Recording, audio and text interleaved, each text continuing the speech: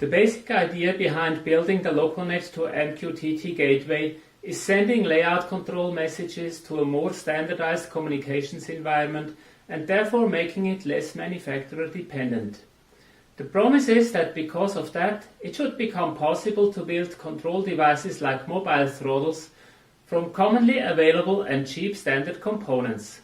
In this video, I'm going to combine a Nextion Touch display, a NodeMCU ESP-8266 development board, a LiPo battery and some PLA filament for the 3D printed case.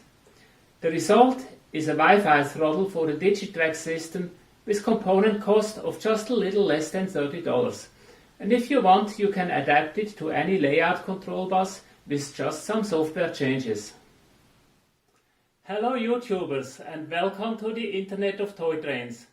I'm Hans Tanner and here is a new episode of IoTT with fresh ideas about how to use the Internet of Things along with sensors and microcontrollers to control a model railroad layout. So, get on board! The train is leaving the station. If you watched my last video, you know that I intended to build some real hardware modules. Well, cleaning up my office last week, I came across this Nextgen display. I purchased maybe a year ago just to check it out, and I never really built something with it. So I thought, well, this would be almost perfect for a nice little handheld throttle as a weekend project before I continue working on some real hardware projects. So I got started. The Nextgen is a member of a family of relatively cheap touch displays in various sizes and resolutions. If you'd like to know more, there are dozens of YouTube videos showing how to program it, so getting started is not that complicated.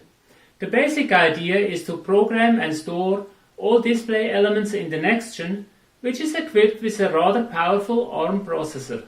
The application can then run on a microcontroller and just call the needed display elements or receive event notifications from the display.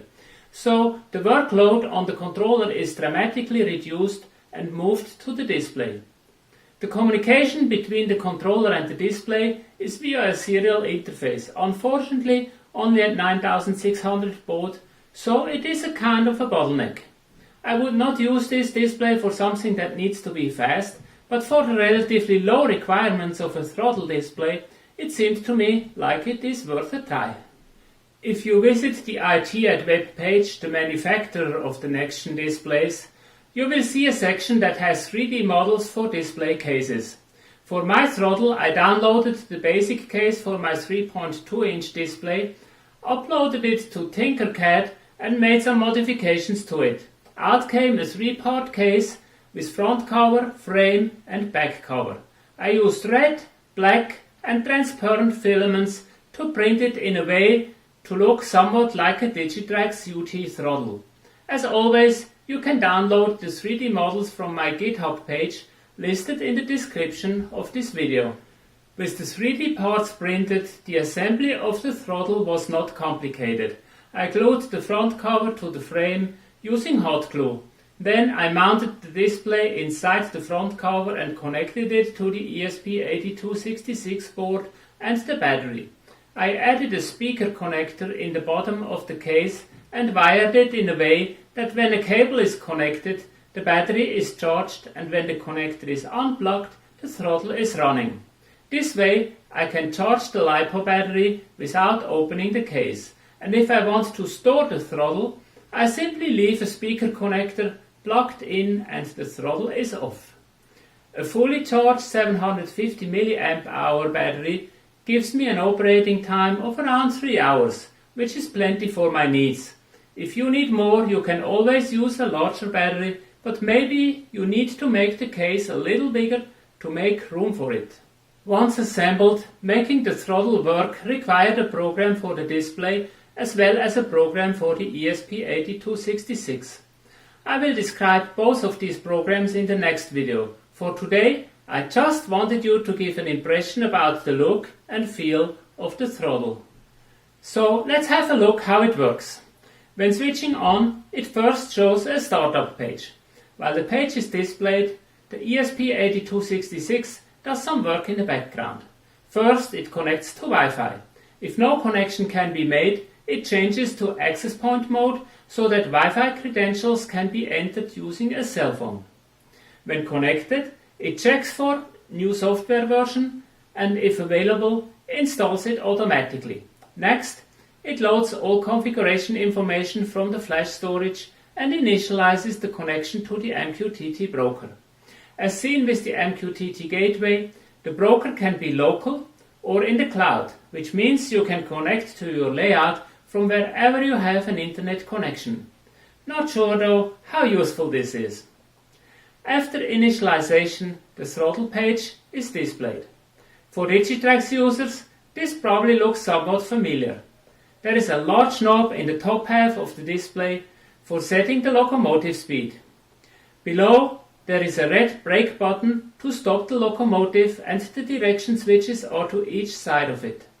Right side is forward, left side is backward. Of course only if the wiring of the locomotive follows the NMRA standards. Underneath the brake button, there is the address selector field that will display the address of the locomotive that is currently assigned to the throttle. If it is grey and showing 4 dashes, no locomotive is assigned. The next 2 rows of buttons are the function buttons F0 to F7, which will change to F8 to F15 when the shift button is activated. You can switch back and forth using the shift button. Disp allows to dispatch put the currently assigned locomotive into the dispatch buffer, which is a useful function when doing operating sessions. If you are not familiar with it, check the Digitrax technical notes referenced in the description section below. The switch button changes the throttle display to switch mode, and the run idle button allows changing the GP on status of the entire layout, so be careful with it. To assign a locomotive, press the address selector field. This will open the address selector dialog. At the same time, any locomotive that is currently assigned to the throttle will be released. If you hit cancel without selecting a locomotive, the throttle will go back and no locomotive is assigned. In the dialog, you can use the keypad to enter the decoder address. For each locomotive address, the dialog will display the locomotive status and either hide or show the select and steal buttons.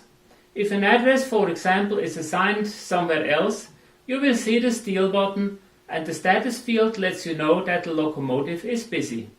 If it is available, the select button is shown.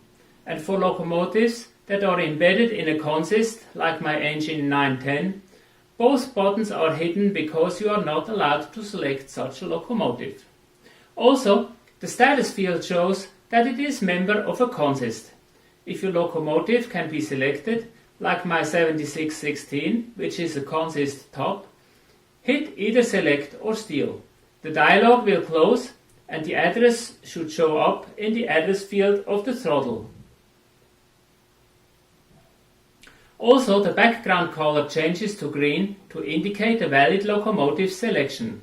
You now can control it using the knob and function buttons. Changing speed and direction using the touchscreen cost me the most headaches making use of the Nextion display.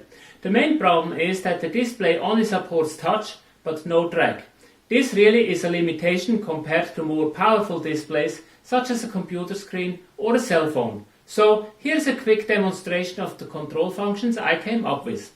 Let me know in the comments section if you think it is useful. I placed a total of 14 hotspots around the perimeter of the knob, so you can touch anywhere along the perimeter of the knob to set the speed. Now, this is not an immediate speed, but rather a speed target, and the throttle will begin to move towards the point. The number of increments in each step depends on the angle between the current position of the knob and the place where you touch the display, and is anything between 1 and 5 increments, and getting slower as the knob comes closer to the selected position. If you click near the 0 position or hit the brake button, the same process is used to slow down. And if the throttle speed is adjusting and you click the center of the knob, the process will stop immediately at the current speed step. This way it is possible to go to pretty much every speed step the system offers, and the current speed is always displayed as a number in the center of the knob. In case of an emergency, you can bypass the ticker-based adjustment process by hitting the brake button for longer than half a second. When you release it, the locomotive will stop immediately and the display will show 0. The travel direction is indicated by a red arrow pointing to the right or left. A short click on the direction arrow will cause the locomotive to slow down, change direction and accelerate to the previous speed. If you hit the direction button for more than half a second, the locomotive will stop immediately and change direction, but not start moving again. Finally, you can click the function buttons to activate the various functions. At this time, all buttons are latching, meaning you click once to switch on and once more to switch off. In the future, I probably will make them user configurable, so I let you decide which ones should be latching and which ones momentarily. If you want to control switches, you can change over to the switch page by clicking the switch button.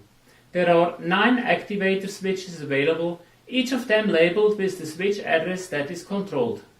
The buttons are press and release, meaning if you press them, a switch on command is sent. If you let go, an off command is sent.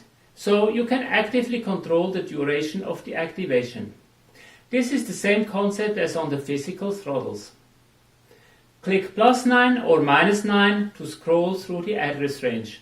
Or if you need an address at the other end of the 1 to 2048 address range, you can click the address button, which will open a numeric keypad to enter the desired address. If a locomotive is assigned to the throttle, the display will show speed and direction buttons at the bottom of the screen, so you can still control the currently active locomotive while operating the switches. Note that the position of the buttons is always adjusted to the last known position of the particular switch. So if you scroll through the address range, the display should always be accurate, even when somebody else is changing switch positions from another throttle. So this should be easy enough. To go back to throttle mode, simply click the exit button. Oh, there is one more function, something that maybe is not that common for a handheld throttle. If you click Shift and CTC, the throttle will show a CTC panel of my test layout. In the top half, there is a track plan with indicator LEDs showing track occupancy.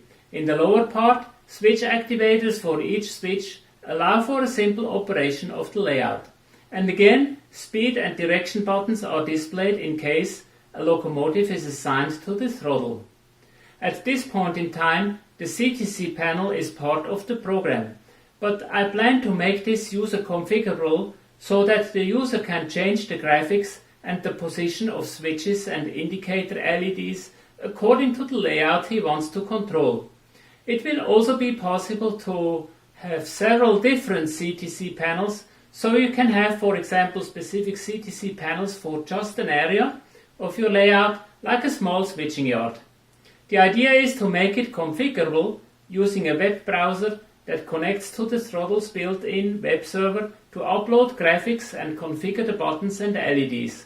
At this point, I am using not even 50% of the display memory, so there's a lot of room left for additions.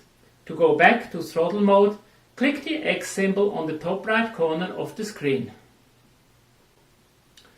So, this concludes this short demonstration. I hope you liked it. To summarize, this is what we have seen.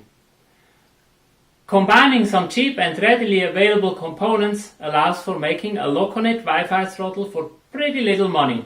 I don't know about you, but for me, this generates appetite for more of the same. Thanks to the connection to the MQTT broker and gateway, the throttle works like any other throttle connected to LocoNet, and the number of throttles that can be connected to Wi-Fi is not limited except for the number of connections the router allows for. The NextGen display, even though it has some limitations, allows for making a surprisingly complex and fast user interface. We will look into this in more detail in the next video. Using a 3D printer to make a case is a very flexible and effective option for makers. I bought mine about 2 years ago and have used it many times, particularly to make cases for my projects, but also for some structural components. All in all, this was a very entertaining weekend project. However, before we go on and create some more Wi-Fi throttles, we should ask if this really is the way to go. Personally, I don't think so. Nothing this throttle does cannot be done by a current smartphone, and much better. Processor and screen of a smartphone are ways more powerful than the components I used for this project. And since almost everybody has a smartphone nowadays, more user-friendly apps are the way to go. And again, the MQTT communication is an advantage as it allows for using standard concepts and programming interfaces that are readily available. So when it comes to handheld devices, I plan for programming them as web app and have them running in the browser of the smartphone.